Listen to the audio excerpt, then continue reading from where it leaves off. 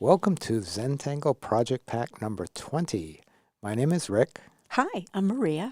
And this is day one of our Blossoming Tangle specials. Yes. So we're going to use all of those materials on a gray tile, a gray Zentangle tile. And to learn more about Blossoming Tangles and this project pack, we invite you to watch the introductory video. I'm going to start this tangle with a Micron 01 black. And this is hollis. When Maria and I went to Taiwan, we wanted to find a tangle that would be inspired by patterns from that area. And this was something on pottery, I think. Was it pottery? It was the edge of a plate. Okay. And so we came up with this tangle, and you can find the step out on both the app and the in the newsletter. So we found it in Taiwan, but it was named after something else. Right. It was named after my flute teacher, Right, hollis. which had nothing to do with Taiwan. So this is a real takeoff and aura. So we're going to take off, curve around, wrap back on itself, and then just aura its way back down. And I'm keeping the same width. So when it comes back down, it returns to that space and sort of matches up with the lines underneath it. So each one of these lovely little curves that come off of it are going the opposite way of the one that was behind it, or the one that it's attached to. So just so I'm clear on this, when you take off on a special curve, you automatically go in the other direction on the curve? I have on this one. Okay. But as long as you wrap around, so it's part of the pattern. Okay. And then you see where these ones are, floating or just ending. I'm going to take off on this and curve around and wrap around it so I come back on the same line. Okay. And you could go the other direction, but then you would have to remember to aura it around on the opposite side. Right.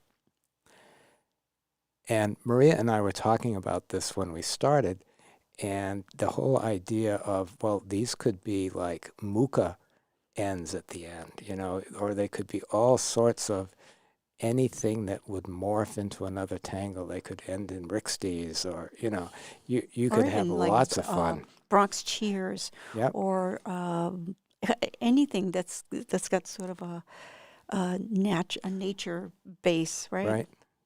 Poke root, poke leaf. It acts as a stem system. Now, in this one, I'm not drawing behind any of them. I've come up and I sort of touch it or kiss it there. And I'm going to do it here. You make like a little heart shape.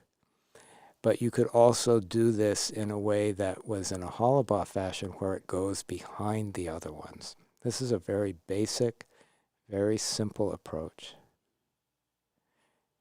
And you can see why this is a blossoming tangle, because it just starts in the middle and it can grow basically in any direction that you want and just grows out from the middle.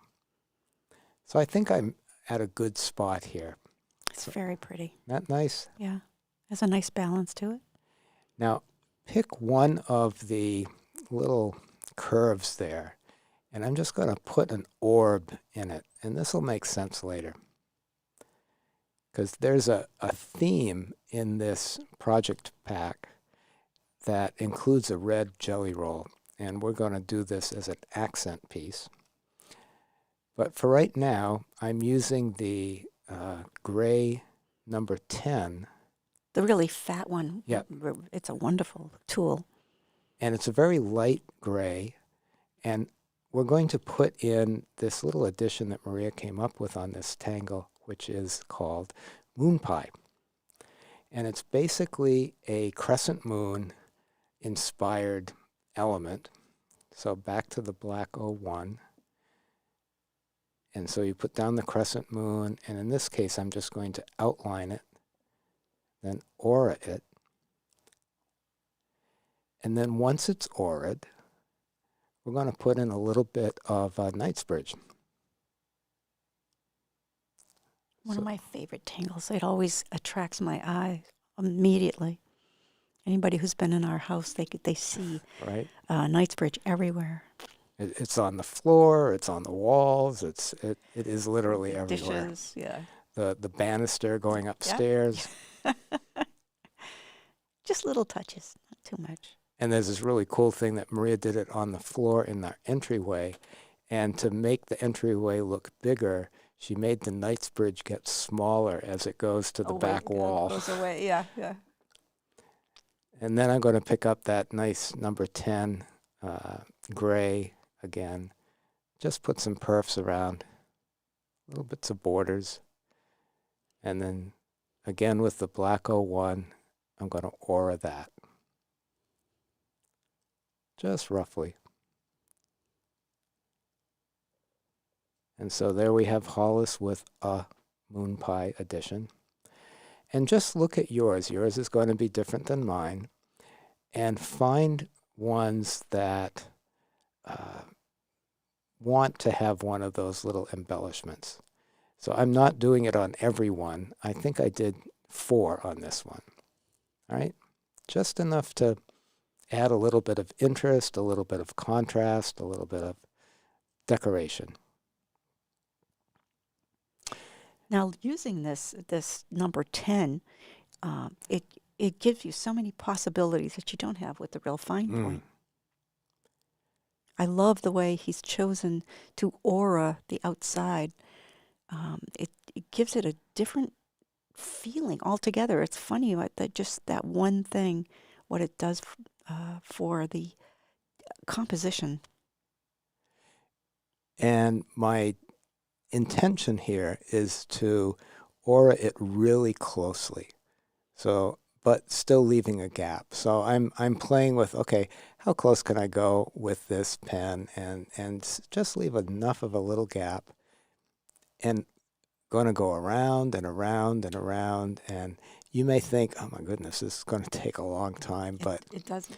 it gets done. It gets done. And it's, it's really quite fun because when you remember to turn your tile, hold it whatever way is comfortable for you, and you do all of the outside and then any of the inside ones, it's a really fun exercise. And it also is really nice for, increasing muscle control because you're following something that's already there. It tells you what to do. You don't have to even think. Right. That's what's so wonderful about this part of doing a Zentangle tile. And since there's always, room for an aura, let's go and pick up there's a gray Micron 05, which is that same light color, a slightly narrower tip, and we're going to rinse and repeat. So aura and aura. So a little bit of difference of thickness of line here. And just going around it. This is what I do on my tiles when I can't think of what next to do. So I'll just keep doing auras here and there until it comes to me what tangle I want to do next. And I find that if I just keep my hand moving, it'll come to me. And I've watched Maria do this, and even if it's going back over a line, just like touching it again and just adding a little emphasis or a little bit of extra ink someplace, that's a really good point. Just keep it moving. Because once you've got it moving, then ideas come and you just follow it. And all you have to know is the next one that you're going to focus on. And once you've done that, well, it's a whole different tile. So then you go and respond to the new tile. So I'm finding all the little spaces that were in the middle, those closed areas. And even if you forget one, it'll never show up on the last part of it. Right.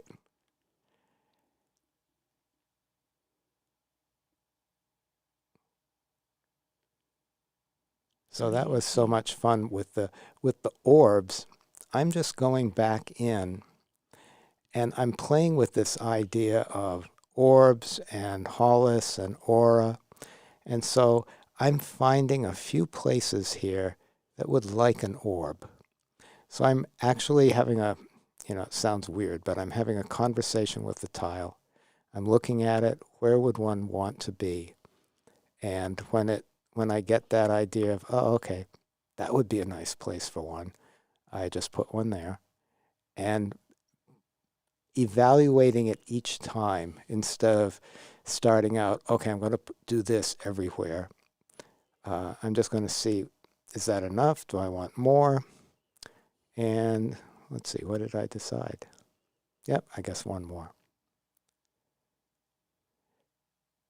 So the objective here is not that your tile looks like the ones that we do, but we're giving you these ideas of these tools and approaches so that you can look at yours and interact with it and use these very, very basic things, elements, to make your composition. So now that I've added those orbs, I'm going to go back in and do that routine with the aura again. Now he's back to using the 10, the Right. number, the fat tip. So you got fat, skinny, fat there. Right. On the point. So I'm looking to make like a supportive texture, although I didn't think about it at the time. The direction that it's taking is this supportive texture in the background. And then when I hit an orb, well, just aura around that.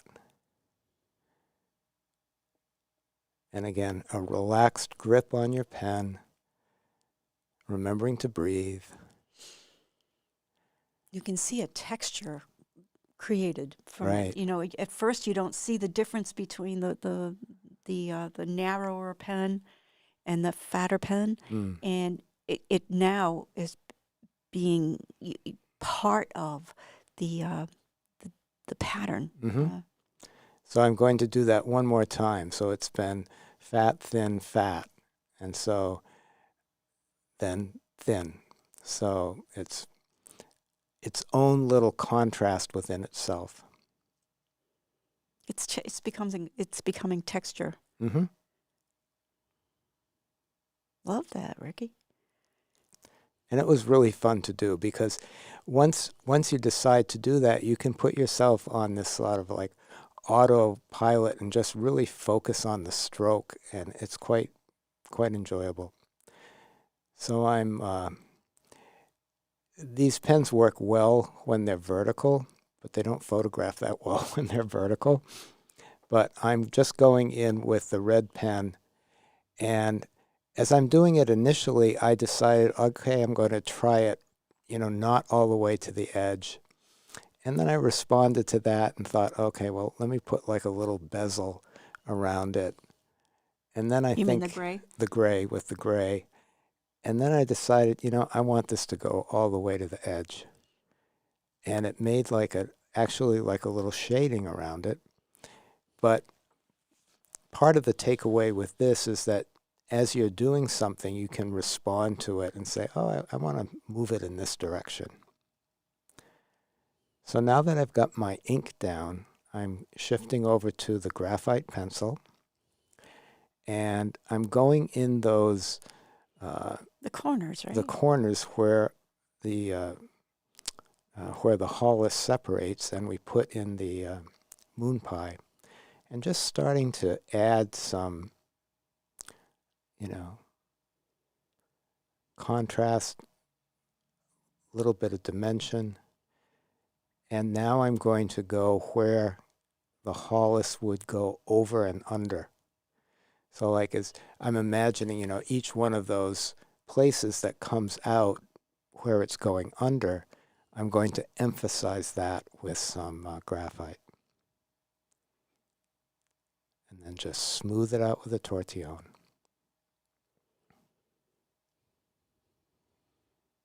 A light touch, holding your tortillon and your pencil at a very low angle.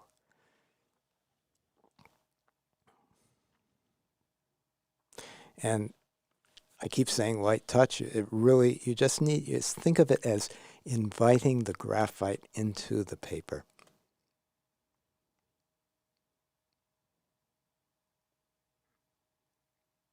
And just keep watching it as you're doing it. And you have some graphite on the pen, on the tortillon, and you can add it to different places.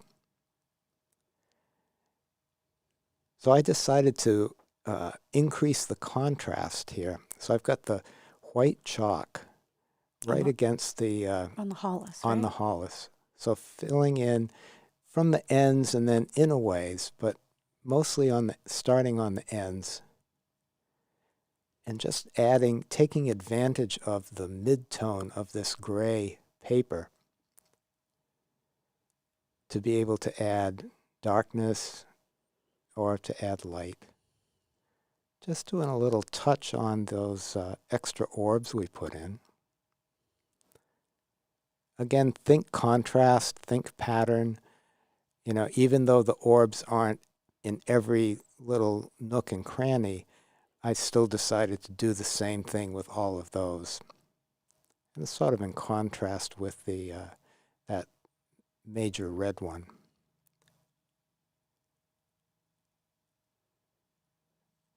So it's starting to get a nice light and dark contrast there. So I decided to go back into the nooks or where they separate or come together, just adding a little graphite. And again, this is one example of the direction that I took this.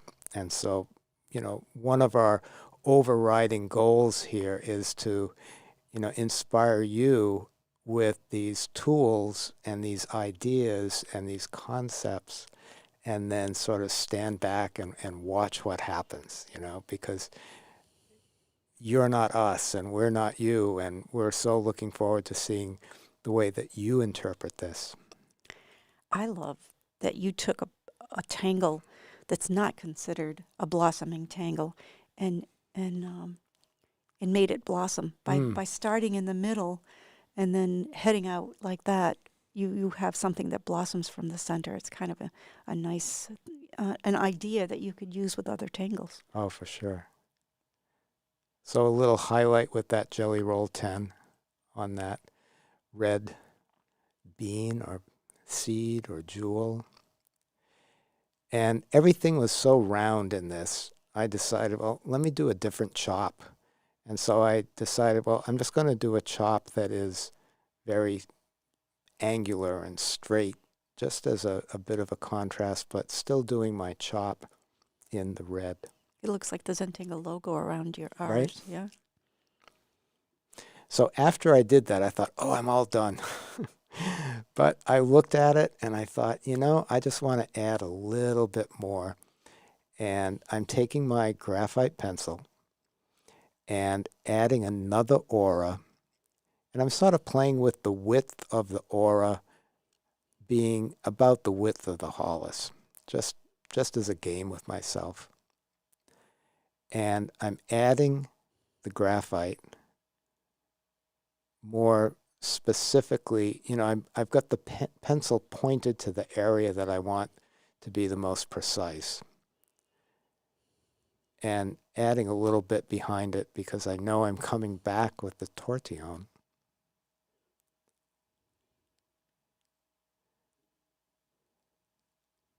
and then I'm just going to invite that into the paper at the edge, and then pull it away. What you want to do is you want to pull it away until it disappears. That's, in my mind, gives you the best sort of gradation. Gradation? Gradation. On a grade tile. On a grade tile. So in a way, this really frames it out, lifts that up, emphasizes the aura. We had a blast doing this and starting this whole project pack with you, and we look forward to the next few days with you and seeing what you do. So see you later. Okay, bye. See you tomorrow. Bye now.